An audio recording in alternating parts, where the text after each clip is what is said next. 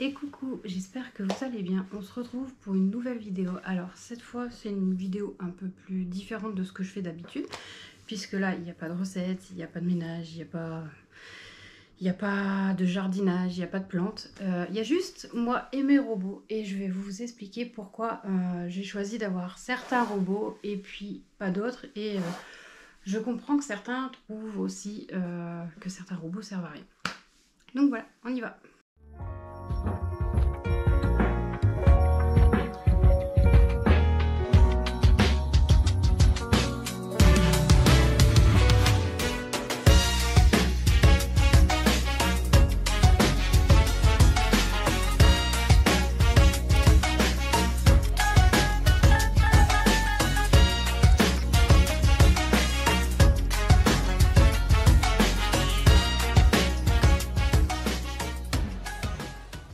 Dans un premier temps, le premier robot que j'ai eu, c'était le Cookéo. Donc le Cookéo, j'ai eu la première génération. Je m'en servais énormément. Alors je faisais tout ce qui était plat en sauce, cuisson vapeur aussi, qui est assez sympa et pratique et rapide, il faut le dire. Je ne savais pas que les robots de cuisine existaient, c'est via mon beau-frère qui disait à sa mère qu'il voulait un Cookéo parce que il vivait tout seul, il me semble, et il voulait faire à manger des plats un peu plus élaborés qu'une paire de pâtes. Et pour lui, le Cookéo, c'était le robot waouh. Donc moi, je me suis dit, ouais, non, mais c'est quoi ça encore? Donc j'ai regardé des vidéos, forcément, je suis tombée sous le charme et on me l'a offert, donc mon mari et je crois que c'était ma mère me l'ont offert pour Noël ou pour mon anniversaire. Donc voilà, donc je l'ai revendu ce Cookéo parce que au final je voulais un robot un peu plus fonctionnel qui faisait pas que du salé, que des soupes, que des légumes vapeur, que des plats en sauce. Je voulais un peu plus de choses comme du sucré, de la pâtisserie, etc. Donc j'ai eu entre temps, avant de le vendre, un robot pâtissier. Mais le robot pâtissier, j'aimais pas du tout. Alors je sais pas pourquoi. Pourtant, il pétrissait bien la pâte, etc. Mais ça prenait énormément de place et je trouvais que ça m'embêtait. En fait, moi, ce que j'aime bien, et là je vais en venir au compagnon, parce que ce que j'aime bien dans le compagnon, c'est que le compagnon est un peu, comment dire, un tout en un. On fait du salé, du sucré, on fait de la pâte, on pétrit, on peut mettre en étuve, on peut faire des plats en sauce, on peut faire de la soupe, il mixe la soupe, vous mettez les ingrédients de la soupe et il les cuit et ensuite il les mixe et votre soupe elle est prête, vous n'avez rien à faire. Vous pouvez pendant ce temps-là vaquer à vos occupations si vous avez du jardinage ou du repassage à faire. Voilà, c'est le robot qui s'en occupe, c'est vraiment la fonction première. Et en termes de prix, je trouve que après c'est le premier que j'ai, donc il est derrière là. Donc c'est le premier, pas le premier, parce que c'est le compagnon XL. Alors attention, pour ceux qui achètent le compagnon et qui voient XL, la cuve est exactement la même que pour le compagnon normal. La seule chose qui change, c'est que vous avez un fond de plat. Et moi, je me suis fait avoir en me disant « Ah, je prends le compagnon XL, comme ça, si on reçoit du monde, il est grand en fait. » Mais non, au final, le compagnon XL, rien à voir avec le XL de la taille, c'est juste parce qu'il y a un fond de plat. Fond de plat que je vais pas le cacher, hein, mais je l'ai jamais utilisé. Il est encore emballé et tout. Franchement, je l'ai jamais utilisé et je pense que je l'utiliserai jamais. Donc au final, je crois que vous payez 100 € de plus pour juste un petit outil qui reste dans le placard. Donc moi c'est un des premiers de la gamme. J'en suis assez contente, j'ai jamais eu trop de soucis.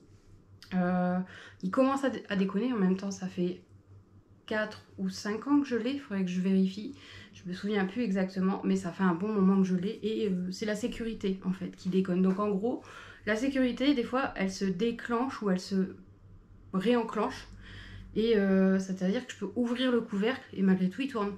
C'est un peu dangereux, mais après j'ai pas d'enfant en bas âge, ma fille n'y touche pas, il n'y a que moi qui y touche, donc je sais faire attention et surveiller un petit peu quand il fonctionne, ne pas mettre mes mains dedans, quoi. Je suis pas bête à ce point là, quoique.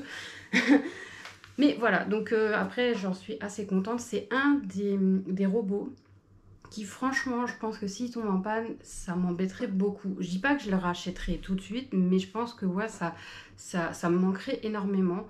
Tout comme le Cookéo, qui finalement, quand je l'ai revendu pour acheter le compagnon, parce que bah, j'avais le droit d'acheter le compagnon que si j'avais les sous, forcément. Donc du coup, j'ai revendu le compagnon et mon robot pâtissier. Et avec les sous que j'avais, j'ai pu acheter le compagnon, sans débourser un centime.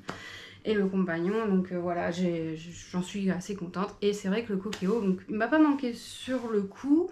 Pendant un an, j'ai fait 100 et au bout d'un an, en fait, je me suis rendu compte qu'il y a certains plats élaborés là-dedans que j'aimais bien particuliers, alors que je pourrais très bien faire avec le compagnon, mais le compagnon, il faut savoir que c'est comme une mijoteuse, c'est une cuve qui mijote, vous pouvez faire aussi bien en lenteur que plus ou moins normal, pas rapide, puisque ce n'est pas une cuve sous pression comme le Cookéo. Le Cookéo, c'est vraiment de la sous pression, c'est de la cuisson sous pression, c'est pour ça que ça va plus vite. Donc voilà pour les deux robots. Ensuite, pour ce qui est du Cake Factory, je vais passer dans l'ordre que j'ai acheté. Donc le Cake Factory, alors je voulais pas l'acheter, je le voyais souvent passer sur les réseaux, comme quoi il était bien, il était fonctionnel. Alors pour moi, c'était un gadget pour enfants. Et au final, c'est ma voisine d'en face qui l'a acheté, qui montrait énormément de de ce qu'elle faisait, de ses préparations culinaires aussi bien salées que sucrées, et ça donnait vraiment l'eau à la bouche. Et du coup, je me suis un peu renseignée et je me suis dit, bon, bah pourquoi pas, s'il y a une promo, allez, j'y vais. Et puis, bah, il y a eu une promo. À chaque fois que je dis ça, de toute façon, il y a une promo.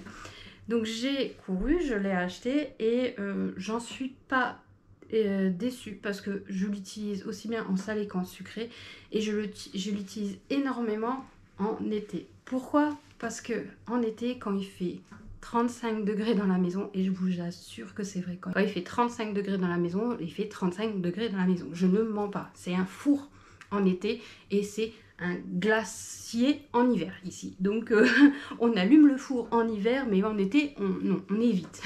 Donc je vous assure que le Cake Factory, au final, c'est une belle alternative parce que si vous voulez faire des gâteaux en été ou des gratins en été, mais qui fait tellement chaud, bon après vous allez me dire, on mange pas de gratin quand il fait super chaud, je suis d'accord, mais moi les gâteaux, style les cœurs coulants, les brownies, j'aime bien en manger quand même en été, avec une petite coupelle de glace, avec une boule de glace et de la crème anglaise, franchement, c'est un super dessert, c'est simple et c'est efficace.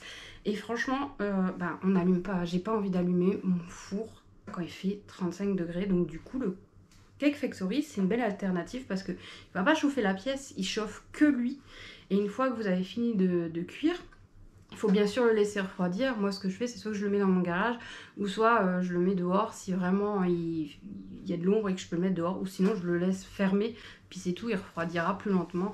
Mais voilà, je trouve que c'est une belle alternative. Maintenant, je l'utilise aussi en hiver. Faut pas croire qu'en hiver, il reste dans le placard, parce que tout ce qui est cœur coulant, je les ai jamais, mais vraiment jamais réussi au four traditionnel. Donc j'ai toujours fait avec le Cake Factory et je les ai jamais ratés. Ensuite, pour ce qui est alors de l'appareil à gaufres, ça c'est un cadeau que j'ai eu de ma mère à un Noël. Alors normalement, il me semble qu'il devait avoir des comment ça s'appelle, des plaques en plus pour faire des panini et des croque-monsieur. Sauf que je pense que quand ma mère elle l'a acheté, elle s'est fait un peu avoir parce que le carton était ouvert. Donc je pense qu'ils se sont un peu servis les gens. Bon, c'est tout. Je sais que je peux les acheter à part. À chaque fois je dis, ça fait moins de 2 ans que je dis que je vais les acheter. Je les achète pas. Mais je pense que je les achèterai un jour ou l'autre. Et donc c'est de la marque Tefal. Le nom exact, je ne sais plus. Je vous le noterai sur la vidéo. Alors j'en suis assez contente parce que il fait comment ça s'appelle, des gaufres assez grandes. Et avant j'avais un autre appareil de la même marque, Tefal il me semble. Alors il fonctionnait très bien, il faisait aussi bien gaufres, Croque-Monsieur, et il faisait des desserts d'Halloween, plaque que je n'ai jamais utilisée d'ailleurs, pour vous dire que je suis pas très Halloween. Mes gaufres, je vais vous dire, je les ai toujours ratées avec cet appareil-là. J'utilisais la recette qui était dedans, qui était fournie dans le manuel d'utilisation, et malgré tout, j'ai toujours raté mes gaufres. Elles étaient pas mauvaises, mais elles étaient pas très jolies, quoi. Esthétiquement, c'était pas ça. Tandis qu'avec celui-là, je huile une fois les plaques et ensuite je les huile plus.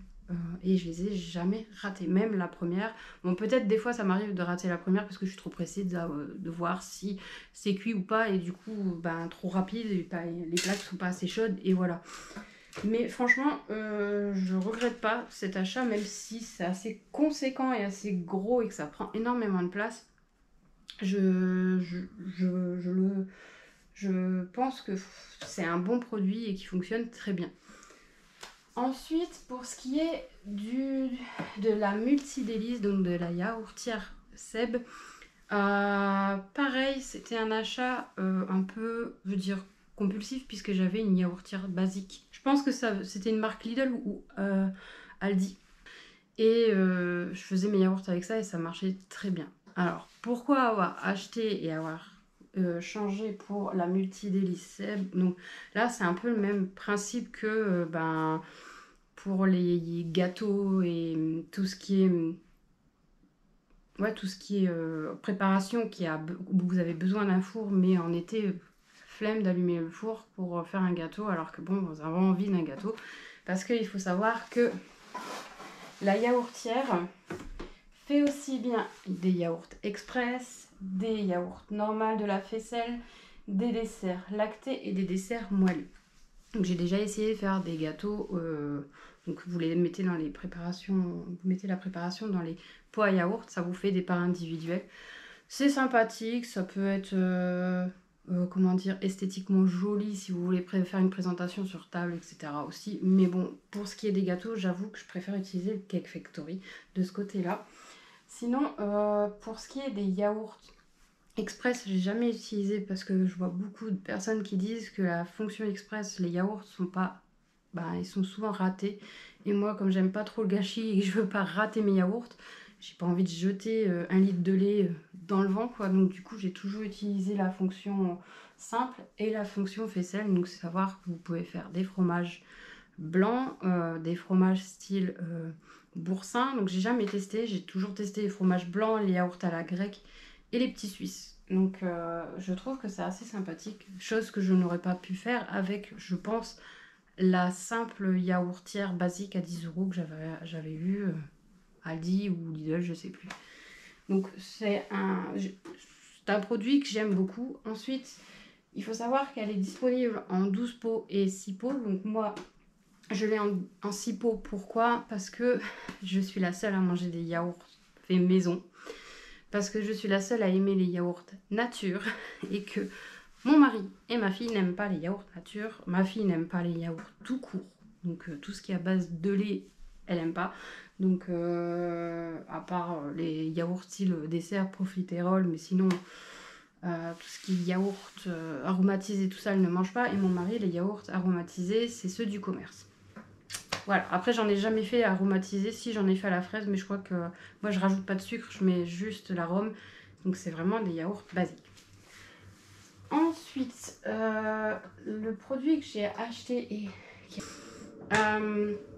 c'est le cuiseur à riz qui fait aussi mijoteuse, donc je n'ai toujours pas utilisé la fonction mijoteuse puisque je ne fais pas encore de plat assez à longue cuisson, à vrai dire, donc au final pour l'instant j'utilise pas, mais je l'utiliserai, c'est sûr.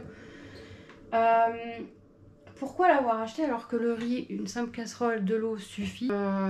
Quand vous testez le riz, même si c'est long en cuisson, je vous le dis, c'est justement peut-être pour ça que c'est meilleur, mais quand j'ai testé le riz en cuisson dans un cuiseur à riz, le riz n'est pas du tout, mais alors pas du tout le même goût que le riz que vous faites en casserole. Déjà parce que quand vous faites du riz en casserole avec de l'eau, il est gorgé d'eau. Moi, quand je cuisais le riz en casserole, je le rinçais jamais puisque bah, il est, franchement, il cuit dans l'eau, il bout dans l'eau. Je me suis jamais posé la question de il faut rincer le riz. Mais en fait, si, il faut rincer le riz parce que déjà, c'est gorgé d'amidon. Ensuite, il faut savoir que le riz, ben, c'est comme les pommes de terre, ça vient de la terre, quoi. Donc, vous savez pas s'il a été bien nettoyé avant. Vous allez me dire, mais si, il est quand même plus propre que quand on le voit ben, dans les pays asiatiques. Oui, c'est sûr, il n'y a pas la coquille, il n'y a rien, il n'y a plus cette espèce de machin qui est autour. Je suis d'accord. Les pommes de terre que vous avez des fois en commerce, elles ont l'air d'être propres et pourtant vous les passez quand même à l'eau. Moi, du moins, je les passe à l'eau, je les nettoie. Le riz, c'est pareil, je le rince. Je le rince trois fois pardon, avant de le mettre là-dedans. Et la cuisson est peut-être plus longue, mais le riz est beaucoup plus goûtu que le riz en casserole. Après, la fonction aussi qui me plaît là-dedans, c'est le maintien au chaud. Chose que je ne pourrais pas faire avec une casserole, c'est-à-dire le cuire, le laisser en maintien au chaud, alors que j'ai la fonction sur ma table de cuisson électrique à induction, mais franchement, j'aurais pas très confiance de laisser ça comme ça et de me barrer 5 minutes pour aller chercher ma fille. Donc attention, quand je fais ça, mon mari est à côté en télétravail. Donc s'il y a un souci, il le sent et il l'arrête, quoi. Peut-être un gadget pour certains, mais pour moi, c'est un confort de me dire, je fais mon riz une demi-heure à l'avance, je vais chercher ma fille, et quand je rentre, j'ai juste à préparer mon poisson ou ma viande blanche, ma sauce, mes légumes. Des fois, même les légumes sont déjà prêts, je les réchauffe, c'est tout. Mais voilà, j'ai juste à préparer la viande, ou alors je peux les faire aussi là-dedans, puisqu'il y a un panier vapeur. D'ailleurs, je vais peut-être finir par le faire, parce que je le faisais dans l'ancien. Enfin bref, c'est une aparté. Mais moi, c'est un confort de me dire, je rentre, ma fille, surtout qu'on a moins de 40 minutes pour manger, un repas prêt, il faut qu'on soit à table et que tout soit prêt. Donc au final, c'est peut-être un confort que certains ne comprennent pas, mais moi, c'est un confort dont j'ai besoin pour que, puisque quand ma fille elle rentre le midi, le repas soit prêt et que je n'ai pas à attendre que mon riz cuit, à surveiller mon riz, à faire en sorte qu'il ne colle pas, à faire en sorte qu'il ne soit pas cramé, à faire en sorte qu'il ne soit pas trop cuit. Enfin voilà, tout ce genre de choses, je ne m'en occupe pas, c'est une charge en fait en moins puisque c'est lui qui gère et pas moi. Et dernier achat que je me suis faite et que vraiment, bon bah, j'ai arrêté d'utiliser la friteuse au gaz parce que déjà j'aime pas et de base j'aime pas l'utiliser. J'ai toujours eu des friteuses électriques et au bout d'un an soit elles tombent en panne, soit elles font, soit je sais pas, il y a toujours un souci avec les friteuses électriques, que je prenne de la marque ou de la sous-marque, ça a toujours été une merde. Donc du coup j'ai pris la Air Fryer de Carrefour, je sais plus le nom, c'est Amandine, enfin bref. J'avais fait une vidéo aussi où je vous expliquais un peu, où je faisais le déballage, l'unboxing, etc. Donc c'est pas la meilleure des friteuses, mais la capacité est assez grande et suffisante pour moi, ma fille, mon mari et même d'autres personnes, puisque bon, on n'utilise pas la totalité de sa capacité vu qu'on est que 3 et que je crois que c'est pour 6 personnes. J'ai déjà fait cuire un gâteau dedans, un pain brioche que j'avais fait. J'ai déjà fait du poulet, du poisson et bien sûr des pommes de terre. Ma fille raffole des pommes de terre que je cuis, que je prépare avec une cuillère d'huile et puis des épices et je mets là-dedans à cuire comme des frites en fait. Et elle adore ça. Alors qu'avant quand je le faisais au four c'était bof, pas terrible.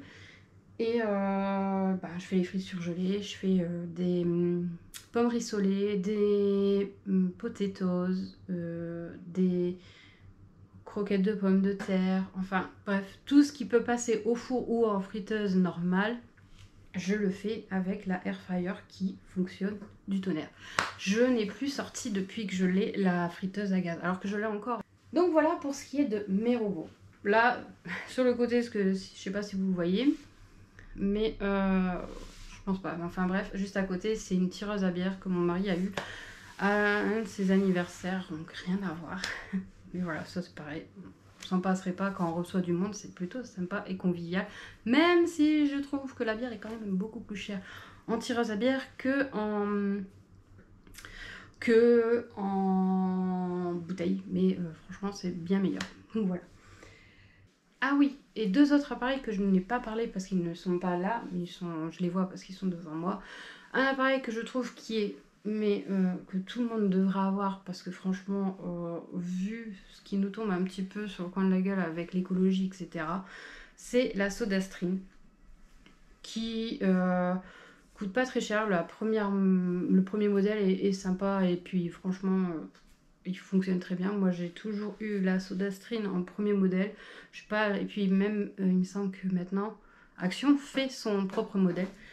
Ça vous permet d'avoir des boissons gazeuses telles que du Coca, du Fanta, des boissons aux agrumes. D'ailleurs, moi qui pensais ne pas aimer les boissons aux agrumes, j'adore ça. C'est super bon, c'est rafraîchissant même. Et aussi bien simplement d'avoir de l'eau pétillante. Voilà, sans vous casser le dos à avoir à acheter des packs d'eau et à les déplacer, à les mettre, à les stocker, et aussi bien au frigo ou ailleurs. Et ensuite, le dernier appareil que je conseille et je ne conseille pas, je l'aurais conseillé si c'était avant l'inflation des prix. Et je ne vous le conseille plus puisque l'inflation des prix fait que c'est devenu horriblement cher. Faudrait que je fasse un calcul avec du jus d'orange frais, mais vraiment frais et du pur jus d'orange et avec mes fruits à moi. Donc bien sûr c'est l'extracteur de jus de Lidl.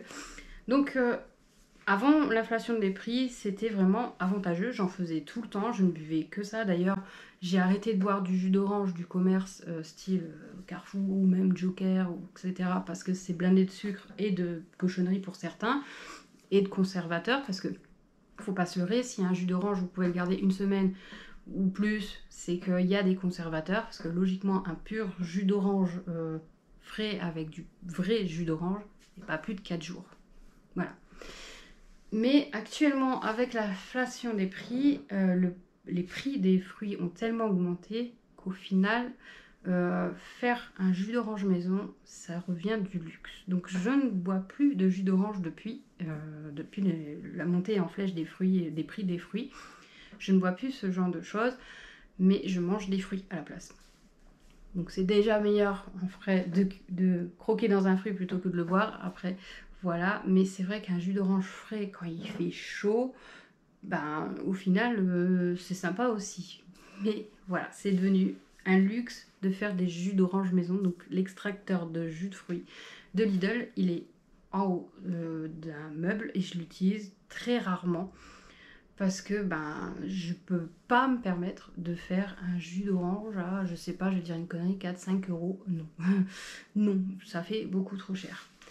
Donc voilà pour ce qui est de tout ce qui est appareil électroménager et appareil robot.